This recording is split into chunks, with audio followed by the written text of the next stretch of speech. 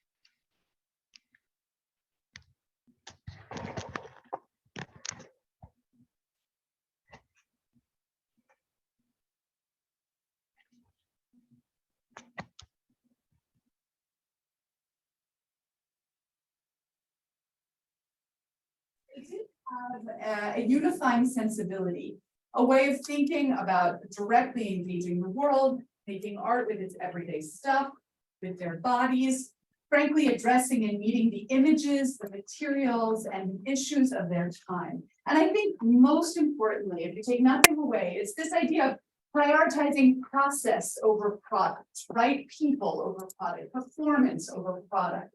It was about vibrant, direct action, a clear connection to the audience, about things that the artwork showed off. So in sort of fancy art history speak, it was very much a tautological, essential process. You're going to talk about tension, like Giovanni Anselmo. You're going to make a work that is literally a rag in tension. You're going to make works with materials that are about what you're talking about gravity, about electricity, about nature, about presence. Now, here's just a list. This is Alighiero Boeti, one of the members of the group, showing off his name in this work, in which many of them are listed with this kind of mysterious code that we don't exactly know what it means. But it was this gentleman, the famous and influential art critic, Germano Celant, who's from Genova, who unfortunately passed away in 2020. He was the one who coined the term arte povera and connected this diverse group of artists who were working in Turin, in Milan, in Rome, in Florence, mostly in Turin. And he wrote a important article that was published in 1967, and it was called Arte Povera, Appunti per una guerriglia. So notes for a guerrilla war. So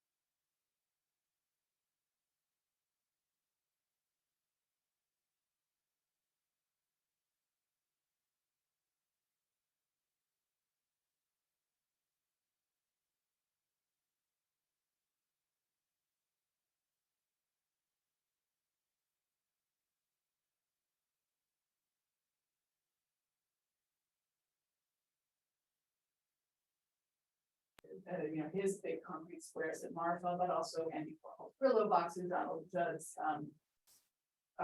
still where he pour sort of asphalt out west on these hills, or this is a great work from the Fluxus art movement and Alison Knowles making her salad. So these participatory art engagements and actions. Arte Povera is very much part of these movements. And when we talk about minimalism and pop and Fluxus, we need to include sort of Arte Povera as part and included in those sort of that mood and that spirit. And also, Arte Povera was deeply entrenched in its own specific times. So when you see works like Michelangelo Pistoletto's mirror paintings, and here we can see one, and it's hard. Has anybody seen the mirror paintings? He started out sort of polishing stainless steel and then ended up making sort of mirrored stainless steel pieces in which there were silk screen images, photographic images on them. It's so hard to get a reproduction that you kind of get a sense of the experience, but you see yourself in them. So you are actually part of whatever is going on. And in this image, for example, he has a picture from a protest against the Vietnam War. And so a viewer who would walk, in front of this would be, and I'll just use my shadow as sort of that example, you would be engaged, you would be implicated, you would be part of the protest, right? So you couldn't be a passive viewer to this work. And so Pistoletto is actively sort of challenging you to be engaged. So that's one example of the way in which the povera was very much of its time. Another example here is Mario Merz. He was known for making these kind of igloo-like structures. He was very interested in travel, in ideas of home, in ideas of like what it meant to create a space around oneself. And in this igloo, it's kind of made of sandbags. He's taken a neon structure and wrapped this little igloo around it. And the words are an adoption of the Northern Vietnamese military philosophy, which is se il nemico si concentra, perde terreno, se si disperde, perde forza. So that's it. The enemy concentrates, he loses ground. If he scatters, he loses force. So there's sort of this recognition of these movements, the military movements, and what's happening across the world at the time.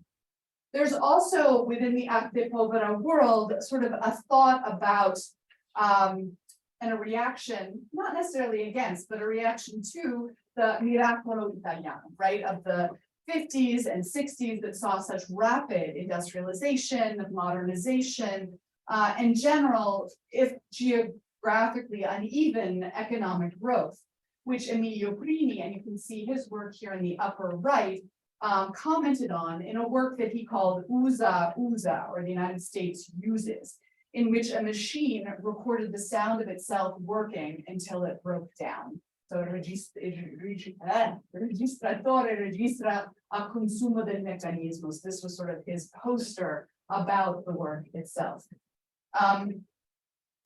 It's not to say that this work or the group Arte Povera had a unifying political stance, that they were ever working in lockstep with student protesters or with striking workers. They weren't necessarily a unit in terms of having a political message, but you can't make art in a vacuum, right?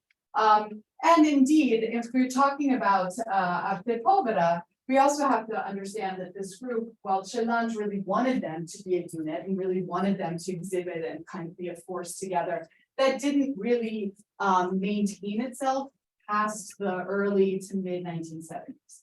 So you still have these artists who are working, who are creating, who are internationally known and exhibiting, but as a unit, Arte Povera sort of peters itself out by the mid 1970s. Now, I wanted to show, because sort of the occasion of this talk was the Penone exhibition here in Philadelphia, that's not sort of the first of the major engagements with Arte Povera artists that have happened at the Philadelphia Museum of Art. And so I wanted to give you a couple instances of times in which Philadelphia and Arte Povera have had an interesting connection. So this is Michelangelo Pistoletto. In 2010, there was this major exhibition of his work here. And I'm going to show you the video in a second, but that was the occasion in which he recreated one of his most famous works, the Sfere di Giornali, in which he takes these newspapers from the present moment. In 1967, he took newspapers from Turin and rolled this big ball of newspaper through the streets of Turin from one gallery, I think it was Christian Stein, to Galleria Penone, and then the ball stayed on view. But the event was also an art action. It was called, let me see if I remember, it was called Sculture da Passeggio. My Italian is just falling apart this evening. So that was a really sort of important thing for Pistoletto, because for him, it was the action and the engagement and sort of that circulation, thinking like circulation of newspapers, right? But also the circulation of the ball, its association with information, but also with games, with play, with fun, with community. And so he did that first in Turin, and it's been repeated many, many times. So it was reproduced here in Philadelphia in 2010 as that clear example of the use of the body, about temporal events being fun. So here, I'll just show you a quick little video. It's a procession of Sound art. really doesn't matter. That is not a political procession, it's not a war procession, it's not a religious procession, but there is a spirituality in the art that brings the people together. No? I love it. This is important. No? They were together, not necessarily coming.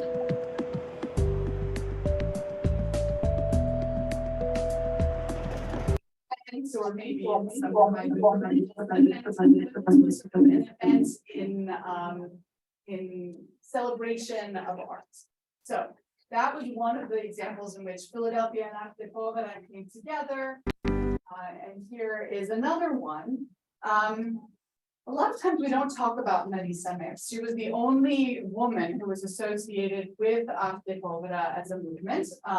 She happened to be married to Mario Merz, another member of that group, but an independent spirit and artist in her own right with a long career. She only passed away, I want to say 2015. Maybe I don't remember exactly.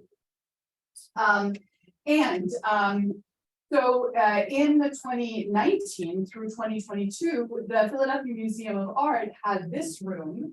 And it was the first time in the modern contemporary galleries that they ever had a room dedicated to a woman artist, which is crazy if you think about it.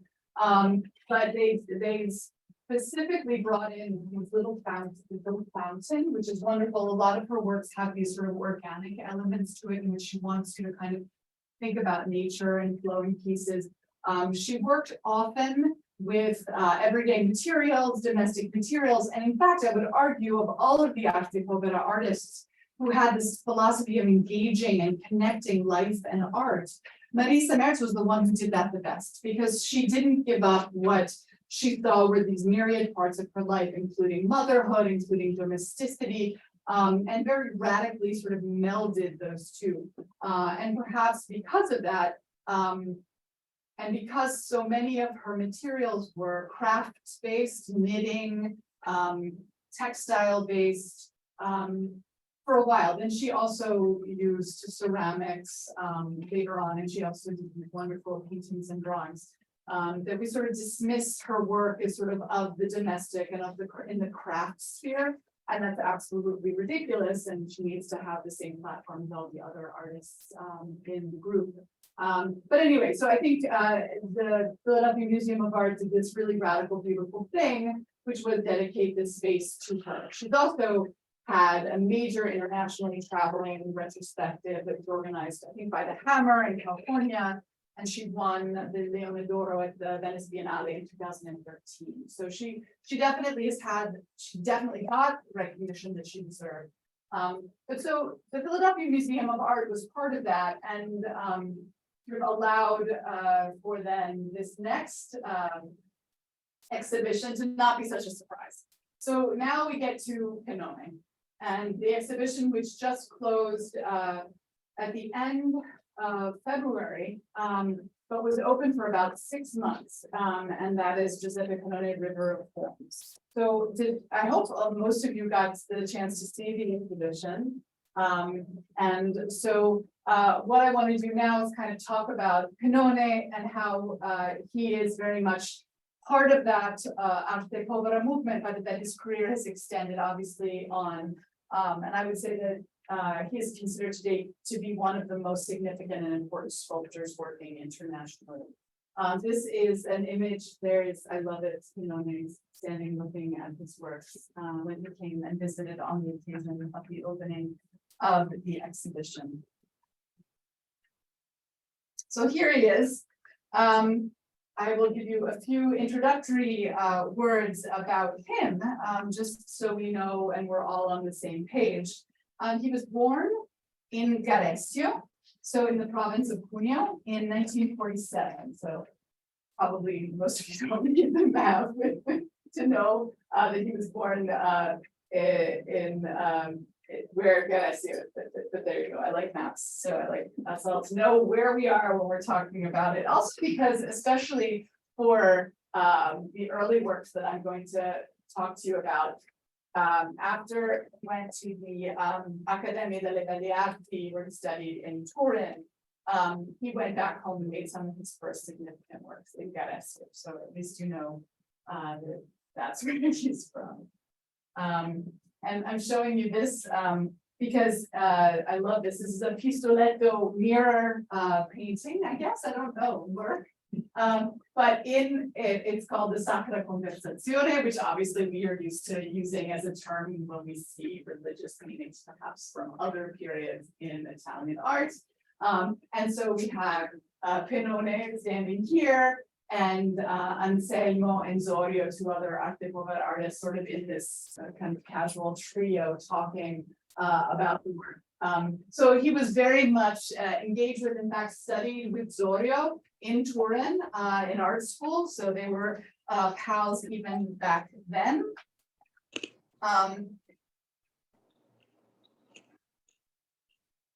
Penone has had quite a significant career. He's been a frequent exhibitor. This is in 2007 at the Venice Biennale. This was an incredible installation that he did in the Arsenale, in which he took sort of leather and wet this leather and laid it on top of trees. And then so the leather sort of fell over and melded into the tree and sort of took on the look of bark and the tree trunk, and then that was put up on the walls, and then this other beautiful industrial beam that he carved out and filled with sap and resin, and then the floor is marble in which he's carved out along the veins of marble that actually look like both our veins of our bodies and roots of trees.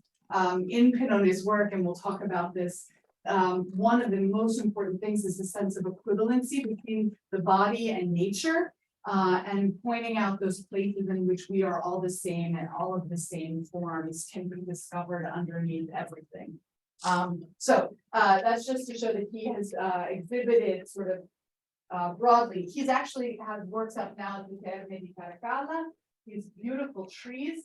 These are also cast out of bronze, but they're all cast of trees that have these incredible shapes, and then some of them have sort of major rocks or marble structures in and around the branches. This is a major installation that's up currently. This is another major installation, just to show you Penone sort of is this massive figure internationally. This is at a park in Brazil called Inhotim. It's a massive sculpture park in Belo Horizonte.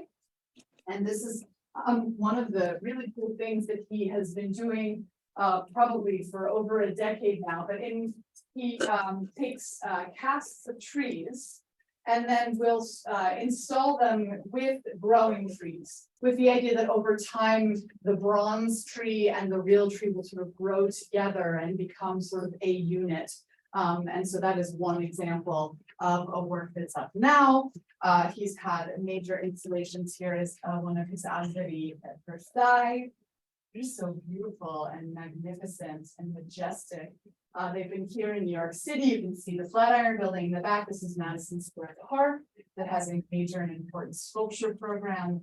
And when you go to art fairs around the world, he's represented mostly now by Gagosian, which is the blue chip of the blue chip gallery in the world, and you'll sort of come across his major installations. Although I think this might be at the Nasher in Dallas. It's an art fair. But I remember going to an art fair recently, and there was just like a sea of Penone trees, and I was in heaven. Okay. So the occasion of the exhibition at the Philadelphia Museum of Art was because of a very important gift in which the museum received over 300 drawings by the artist. He had kept them in his private personal collection, for the entirety of his career and wanted them to live together. And so works from dating from the 1960s through the present day, and then not only individual drawings, but also artists' books were given to the Philadelphia Museum of Art.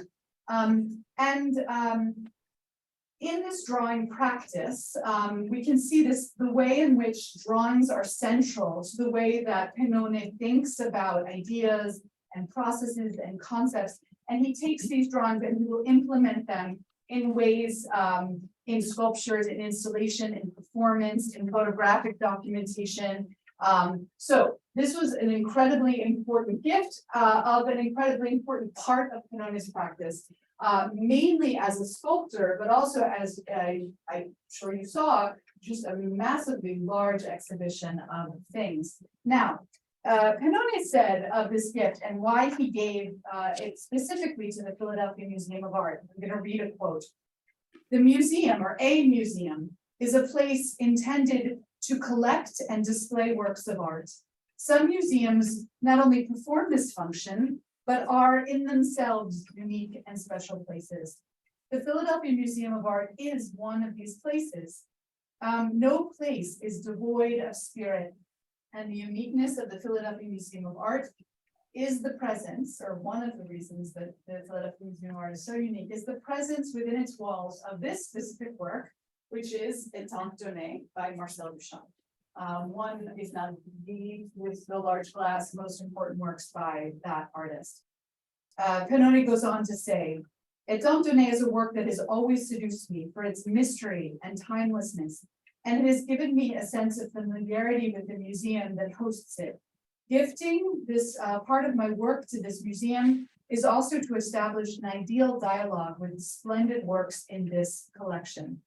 Now, if you haven't, has everybody seen Étant Donné? I'm not talking, okay. So you have to go to the very end of the contemporary wing and the very end of the Duchamp room. And then the very end of the Duchamp room that I have here, you go through that door in the back.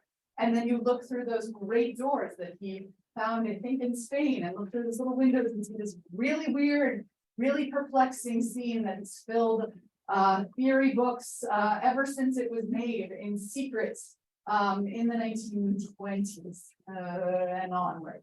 But Marcel Duchamp, as an artist, spent years in Philadelphia, determined to create in the museum space a repository for his most important works. And some of them you can see here. His early paintings, the ready-mades, like the bicycle wheel, the bottle rack, and the large glass, obviously, this incredibly important work. So these were revolutionary masterworks that have determined the course of much of art that has come since. And Duchamp's efforts have really become a kind of homing beacon. Other artists want their arts in relation to this. They want it to be in dialogue. So Penone's large drawing gift is here in Philadelphia, in part because of the way that it will interact with these works.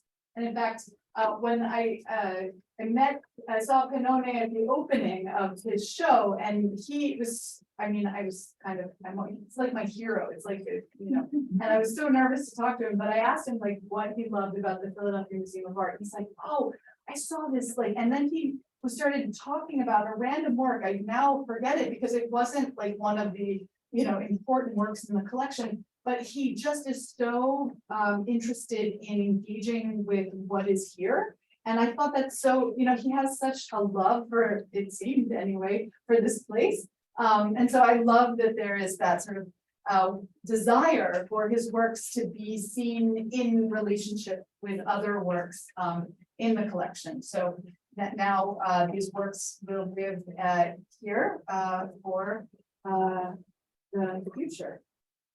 And he also at the same time gave 300 works to the Pompidou Center, with whom he's had a long relationship. They were the first museum to organize a major retrospective of his work. Penone taught in Paris for many years. So he has a relationship with the Pompidou as well. So they also had an exhibition of the drawings.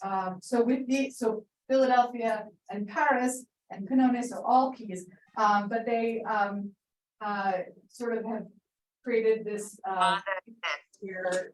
Mommy and I cannot leave, but you're going to leave. the larger discourse. Penone's drawings and then sculptures, and I think one of the things that's sort of the way that the exhibition worked in Philadelphia was that they included sculpture as well. So you could see how drawings created sculptures that then went back and helped sort of think about the way he would do something else. So that interaction, I think, was really important because Penone has a way of thinking very slowly and sensitively and instinctually and intellectually about the various processes of nature and how those processes are impacted by individual and collective actions. The interweaving of the human and natural forces in creative expression is at the heart of his work. And so much of that work is about wood. I'm showing you just some scenes from the exhibition. I'll come back to individual work. Here are some of the drawings. I'll come back to them as well. But I want to maybe talk a little bit about some of these colors on this one. All right, I'll try to go faster. Oh no, I'm going so slow. Oh, don't worry. We are very comfortable. What did I do? Oh no.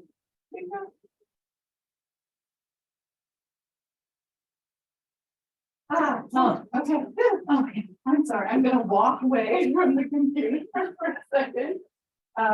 So that I don't hit any more buttons. To kind of show you how Penone was really engaged with the same kinds of things that the other arte povera artists were about the body, about a sort of making performances.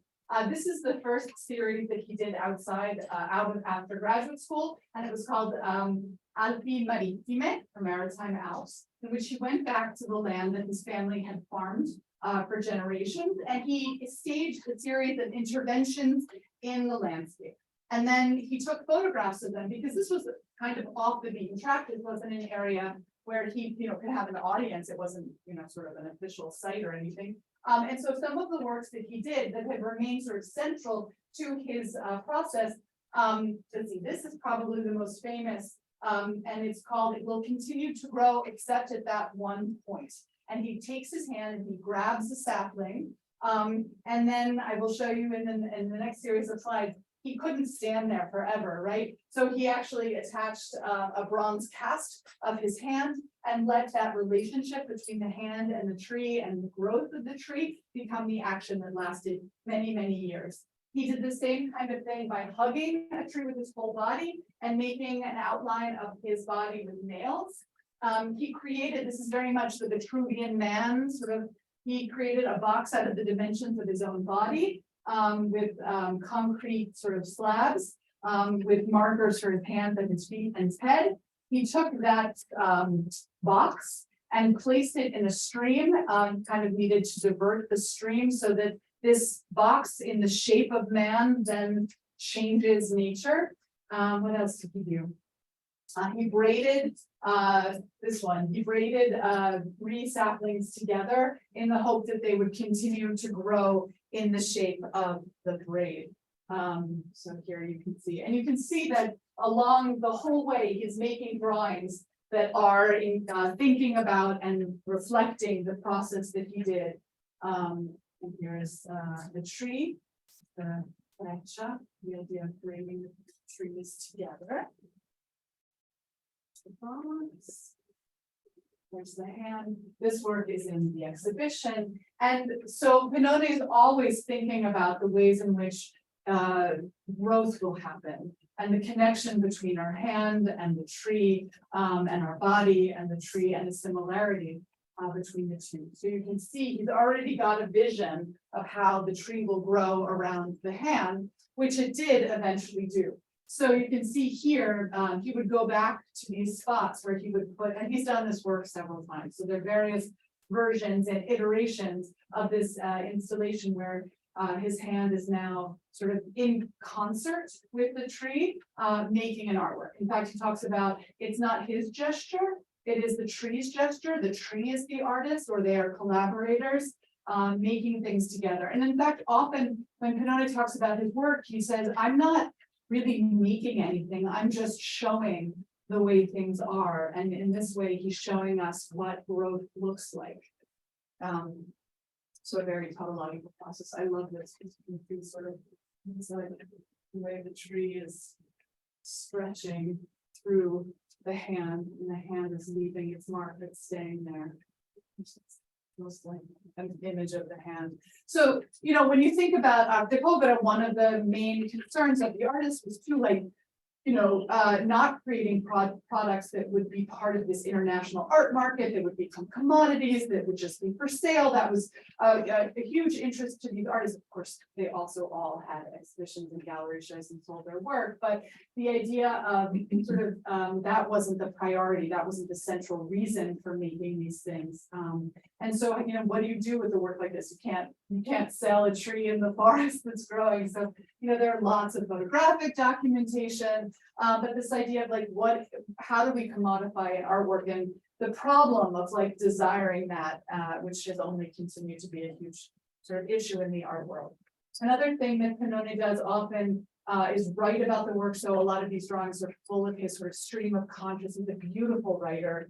And so even walking through the exhibition was a chance to read his thoughts about nature. He's an incredible, I called the exhibition sort of a love letter to the processes of nature, because he was constantly sort of thinking about and lovingly considering the works. I feel like I'm just going to run out of time. I'm going to talk about this work though, because I think it's really profound. I don't know if you remember this work.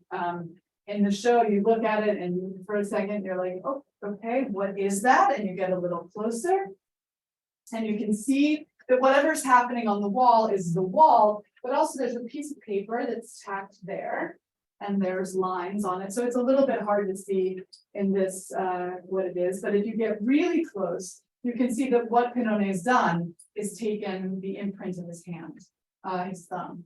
And, you know, he thinks often about the way that we touch the world and what we leave in the world, and our fingerprints and our handprints or gestures, the oils, we leave that in the world. And even touching something, we leave a part of us with that world, and it gets a little bigger, just that layer of oil. And so here, what he's done is taken ink and put it on his thumb and pressed his thumb, which is an individualized marker of who we are. And then taken an ink pen and drawn the circles and the circles and the circles. So what this is an extension of his thumbprint. There's a detail that's perhaps a little clearer so you can see the sort of intimate and intense work, right? Of making these lines that then grow out and out and out and become this sort of sea. And also, to me, looks like the growth of a tree, right? And so this connection that Penone is always making between nature and humanity and nature and the human body, he sees in even the way that we grow when we leave our marks in the world, it's like the growth of a tree ring. This is an incredible work. I'm going to go back to my notes so I can see the title. Right? It's, I think,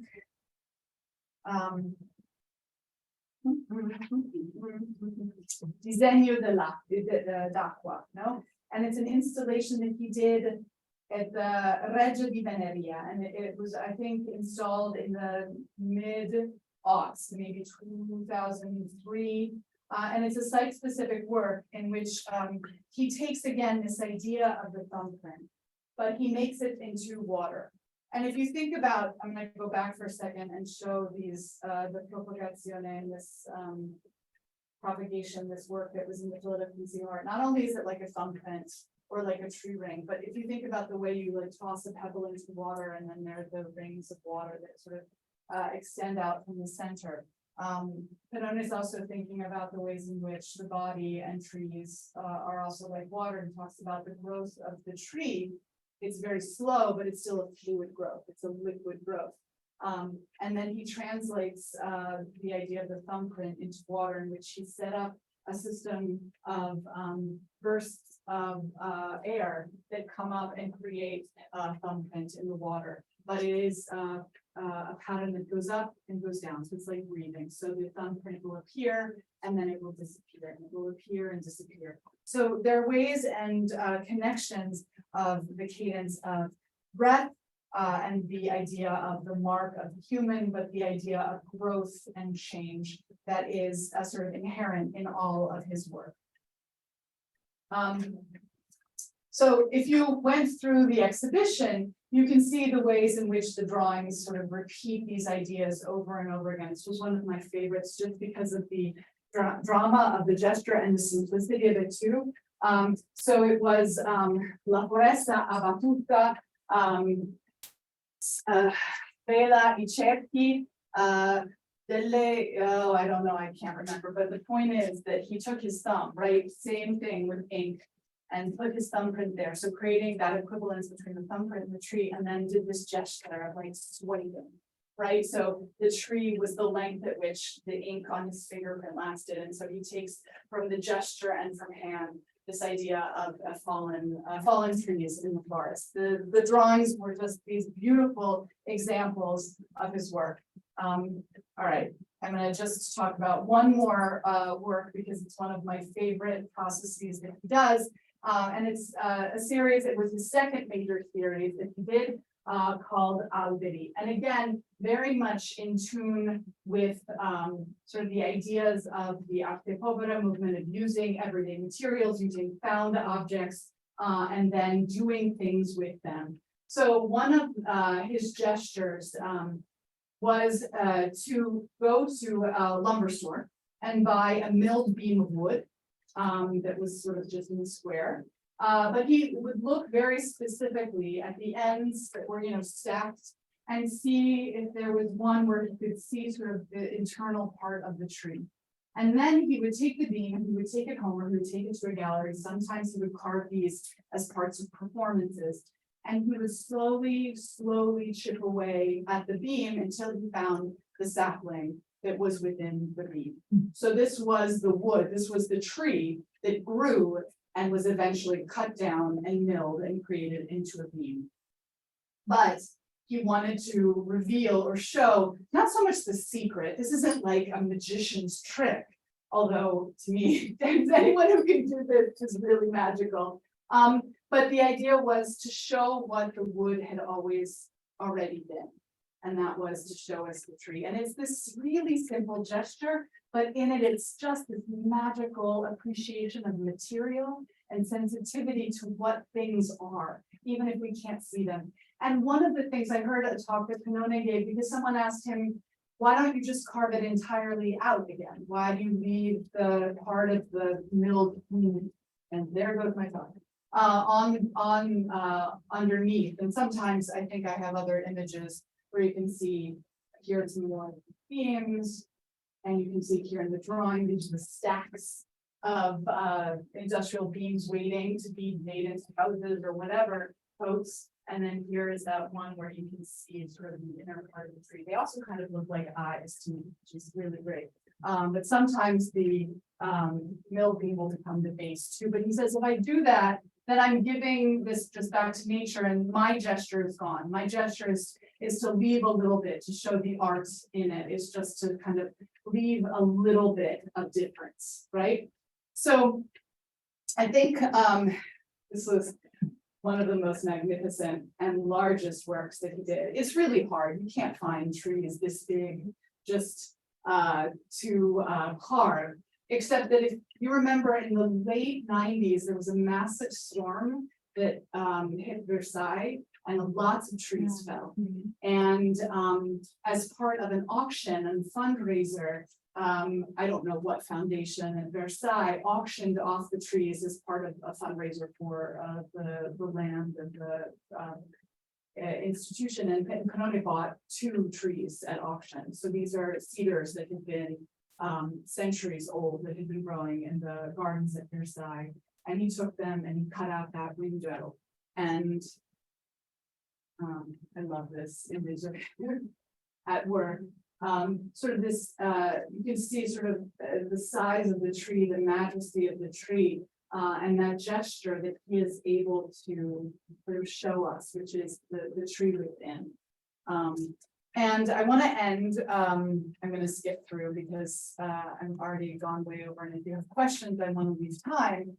And we can talk about any of these, I'm happy to, but I wanted to end with this work, which was a 40-foot long piece installed in the hallway outside of the galleries at the museum.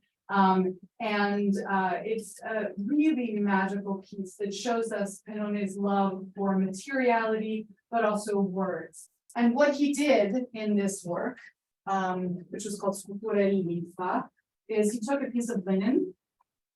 The linen then was placed on the bark of a tree, and then he took the leaves of the tree and rubbed against the tree, so that what we have in it, art, we call that frottage, right? You're taking and getting a rubbing of what's underneath the surface. And so this is sort of the chlorophyll and the gorgeous green, which will eventually fade and change color, but for now it's this beautiful bright green. And so he's using the tree to make a representation of the tree, which is, I think, that tautological, beautiful process that Penone is so good at doing. And then throughout the rest of the spaces, in the negative spaces, he wrote this sort of stream of conscious poem in honor of the tree, in honor of nature, and in sort of expressing his love for the natural world.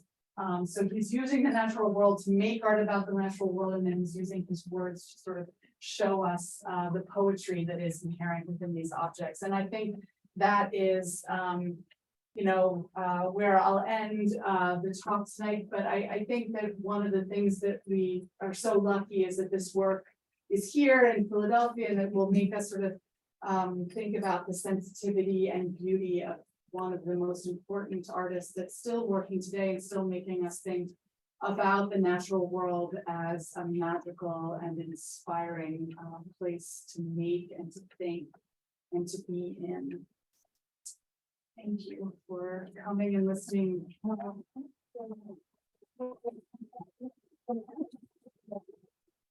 We have 7 questions already. Oh gosh, right. No, that's past. Yes. So should I look? Will you No, look? that was a problem. Yeah, I'm looking now. That was a long time ago.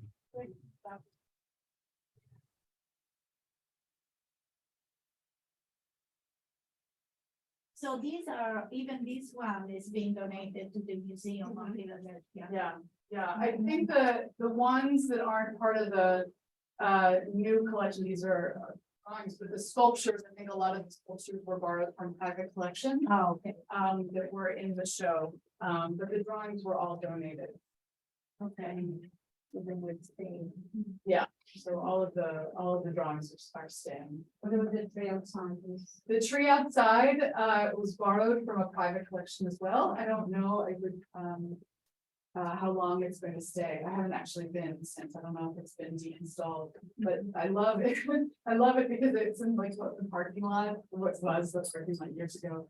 I park there anymore, but Penone thinks about trees too as these incredible forces, like they're pushing up to the light, and he thinks about the energy. Even a tree can lift another tree. So there's a tree in bronze, and then there's a tree upside down in aluminum, and there's sort of that sort of force, that anti-gravitational force and power of the tree is on view here with these mirrors that are in between that sort of show us all the different sides of the tree. It's a beautiful installation. You can see from the galleries too. I mean, it's not Penone, but there are other trees next to the museum. One is orange or silver. The Roxy Payne Okay.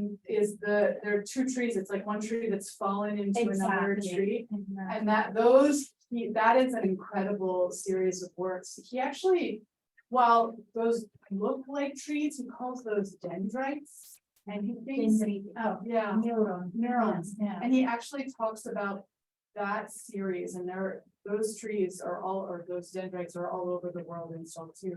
But about sort of neural connections, but also trees. I mean, you can't get away from the fact that it is tree-like. And those are made sort of so delicately and so, I mean, they are incredibly hard to install. Actually, a bunch of my friends installed that. So, yeah, one of them. fell and broke his, anyway, it doesn't. It's crazy that I remember my friend who got hurt. But it's an incredible, yeah, I think relationship to think about. And also there is another pseudo tree made of beams like I don't know, metal. Where is It this? seems, no, it wasn't there in the field next to the museum. Oh, there might be.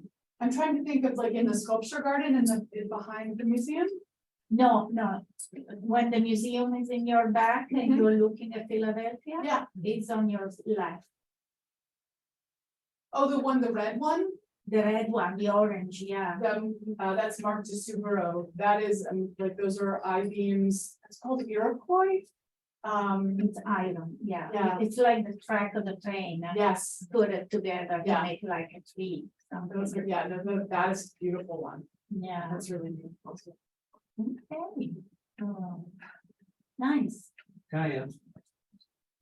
Please. So, I really went to the exhibition and I was quite surprised because I just went there randomly. Yeah. And I realized going to the mine station that was really, it was not just pictures but sculptures together and poetry at the same time. But, and you put one of the things that I'm gonna ask you, like there is one video, like Yeah. one that where there is that painter in the middle of the countryway and the video like the movie just get closer and closer and closer. With the eyes. Yeah, and in that video I was saying, okay, for in this opera there is no trees. Or maybe, I mean it's a little bit out of the That one is an outlier, but not really, because I think he thinks about vision. As sort of this extension out into the world. Like, is this the one that you're Yeah. talking about? So I'll go back. So this is called rovesciare propri occhi. So to Yeah. turn one's eyes around or to reverse one's eyes. And it's a slide projector, if anybody remembers what those are, with a series of images projected onto a wall, which show a series of images. So Penone standing in a sort of countryside area, and then the slides progressively get closer. So you see him here and here and here. The thing that is the same is that he's wearing these mirrored contact lenses. So what he does is make himself blind. But what he's doing, he can't see, but you can see what he wouldn't see. So that there's this reversal of vision. And he calls it like a suspending vision or postponing vision, because whatever he has seen, he won't be able to see until he takes the contact lenses out and looks at the photographs. But the idea is this kind of exchange, right? He's giving to us his vision. And so that sense of reciprocity of a sense is sort of what is at the heart of this work. It's not necessarily about trees, but so much of his work is about understanding what we share with the natural world. Does that? I didn't realize that he was blind. Actually. But Yeah. Now it makes more sense. Like also the title, because it was like, yeah, okay, I see the reflection, but and then okay. As the professor said before, I need to came back again. After this presentation, it's more. It's so frustrating sometimes when you go to see a work and you're like, I know this means something, but I don't. And these were before contact lenses were very technologically advanced. Like this was 1971. I don't remember the exact date. So we talked about how painful it was because they were very thick. Because it was like one layer of contact lens, then a mirror, then another layer of contact lens. So he only did this performance a couple times. He did it at a gallery opening once. He had these photographs taken. But the idea of the double is also really interesting to a lot of art artists. Alighiero worked a lot with that. But this idea of sort of like pairing oneself with the outside world is sort of at the heart of this. If I remember wrong, there's also a lot of connection with skin. Lost and We've always like trying to connecting between trees and like touching things and skin. yeah. One is about a hole in the skin. Something. I just went like when I was here for those 3 weeks, so. No. I'm trying, I don't want to make everyone dizzy. But he's really interested in the sense that like our touch will create another layer on the world, right? So it's dimensions. Also, this is a work that he used touch as sort of a way to make an automatic image. So he took his hand, his palm, and covered it with like graphite powder, and then put that piece of tape on that, and then transferred the tape onto paper. And so it's like making a photocopy of your skin. But this idea that like this is ours, but it's also what we leave out in the world. And that this touch is every, and it's invisible. We don't see it as we go around the world, but it's there. So yeah. Yeah. The works where he excavates the wood to reveal the tree inside. Yeah. Speaking of Michelangelo, Yeah. Yes. you know, and the concept of removing the marble till the sculpture is revealed. Yes. Has he ever made reference to that? He does, and I'm taught, the vein, I'm sorry, I'm just going through, it's the image, at the very beginning, I think, I'm sorry, I'm gonna make everyone so dizzy, I apologize, I'm just gonna go back, because I know it's there at the beginning. But he does, I don't know that he necessarily makes a verbal ever connection to that idea, like of, that Michelangelo talked about, sort of, that beautiful humanistic gesture of finding what's already inherently part of and revealing the marvel, but this work is very much like that, in which he talks about finding this marble and revealing inside the veins, and the veins that are both the veins of the wood, but also look like the veins of our body. And so if you think about the Prigionieri or that series of Michelangelo's, Scavi that, you know, sort of line the hallway of the academias, you're going to see, and even the way that you talked about David being in there, it was, you know, his job and his work to reveal this thing that was inside, is absolutely, and I think if you are a contemporary Italian artist, you can never let that legacy go. If you're carving in marble as an Italian, you can't not be thinking about what Michelangelo. Let that legacy go. Yeah. When I saw the exhibit, back in the winter time, and I was admiring the drawings and the watercolors, they remind me a lot of the work of Joseph Boyce. Yeah. And, you know, on thinking and form and those kinds of studies. Is there ever any parallel or dialogue in terms of influences? It's so funny because I always want the artist to say, yes, I was looking at Joseph Boyce. Yes, I was reading this theorist. I've never gotten that out of Penone, that he said, like, I read Merleau-Ponty, for example, like, and the phenomenological sort of theory. I was thinking about that. Of course, whether it's just sort of the gestalt of the moment, you have to think about the body as sort of this, and also if you think about Boyce, like the shamanistic Nature, yeah, the use of fat and felt. absolutely, that was there, absolutely. So the connection is there, whether the arte povera artists are saying like, oh yeah, we're doing the same thing as I've never heard someone make that specific connection, but in this moment of thinking about engagement with the world, connection with the world, these are artists that are saying we want that, we don't want this commercial sort of foundation. I even think one of Boyce's, Joseph Boyce's performance pieces involved planting 1,000 oak trees. Yeah, exactly. So yes, they're all part of that same moment in time. And it crosses over, Germano Chalana came to give a lecture at UC San Diego when I was in grad school. Oh, how cool. And Capra was teaching there at the time. How So, awesome. I think you can make a little bridge to Capra in many ways to Arte Povera. Absolutely. I mean, the sort of that necessity of action. Yeah, absolutely. And I think, you know, I'm not sort of engaged in the academic world, but to talk, you have to insert Arte Povera when you're talking about performance and body art. you can't not include everything that these guys were doing. Was Manzoni a part of that? Earlier and had died, More Neodata. yeah, he's a little bit earlier, but again, he did important irreverence.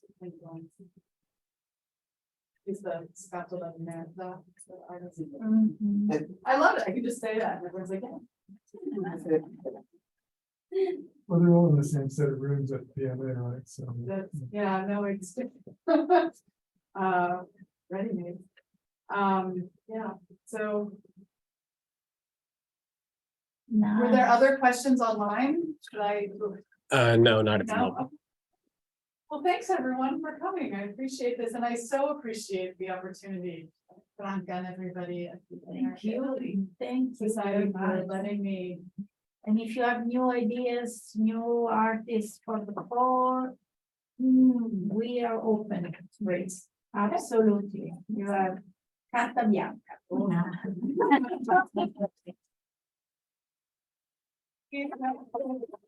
Grazie, grazie mille. Okay. Yeah. Sure. I go to see. Oh, yeah, I'm not gonna. I won't.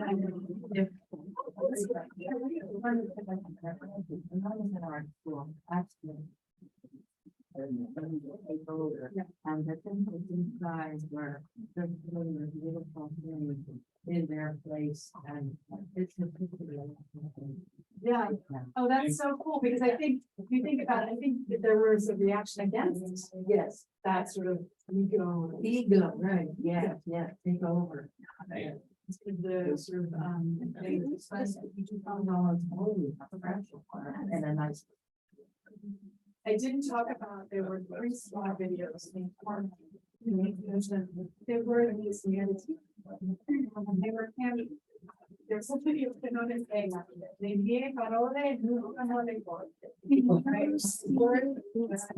are on the other computer. Mhm. If we are saving the recording. Oh, thank you. Che bello, grazie. Thank you very much. Dante. It's always good. Thank you.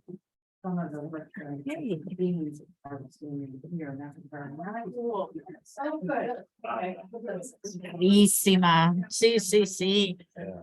Per me farei un meeting al mese.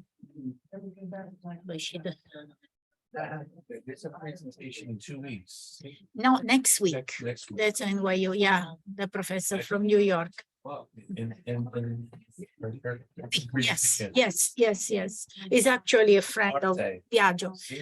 Italian-American art that they were building like the facade of the church back in the village with the paper mache to, to celebrate their holidays and to have the feeling of being at home again. So ephemeral art, yeah, that's. Yeah, absolutely, yeah. Will be very interesting. It's a friend of Biagio. Yeah, no, Greer, Biagio. Oh. Is still here or it's gone? Yeah. Okay, so. Ciao, buonasera, buonasera.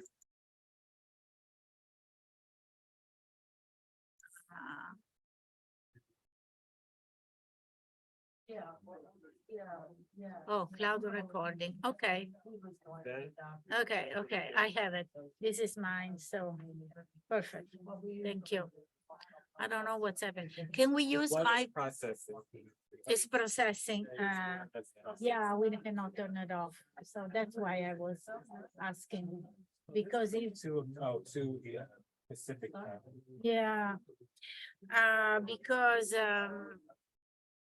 But you don't,